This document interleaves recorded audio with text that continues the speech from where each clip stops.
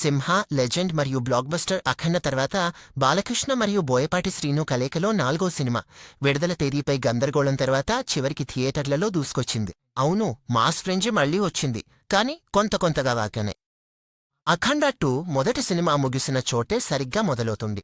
బోయపాటి మళ్లీ మైథాలజీ, దేశభక్తి, ఆధ్యాత్మికత, హై వోల్టేజ్ యాక్షన్లను కలిపి అఖండను ఐకానిక్గా మాదిన దైవిక మాస్ ఆరాను మళ్లీ సృష్టించేందుకు ప్రయత్నించారు.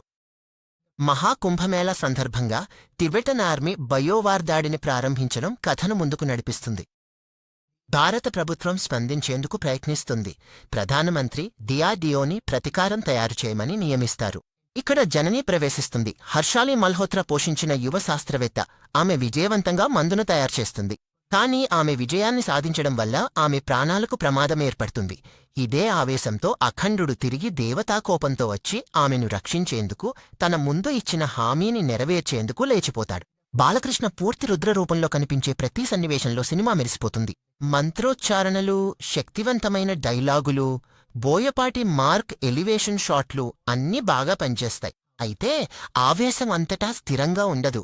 స్క్రీన్ప్లే మధ్యభాగాల్లో తడబడుతుంది. యాక్షన్ సీక్వెన్సులు అద్భుతంగా ఉంటాయి. సంగీతం మూడ్ని మరింత పెంచుతుంది. ఆధ్యాత్మికత నేపథ్యంగా ఉండటం సినిమాకి బలమైన ఆధారంగా నిలుస్తుంది. కానీ మొదటి భాగంతో పోలిస్తే భావోద్వేగ ప్రభావం మరియు కథనం పట్టుదల తక్కువగా అనిపిస్తుంది. మొత్తంగా అఖండ 2 కొన్ని సన్నివేశాల్లో మాస్ మూమెంట్స్ను అందిస్తుంది. ఇవన్నీ బాలయ్య స్క్రీన్ ప్రెజెన్స్ మరియు బోయపాటి స్టైల్ వల్లే సాధ్యమవుతాయి. ఇవి హార్డ్కోర్ అభిమానులకు పండుగలా ఉంటుంది, కానీ సాధారణ ప్రేక్షకులకు డ్రామా అసమానంగా అనిపించవచ్చు. రచన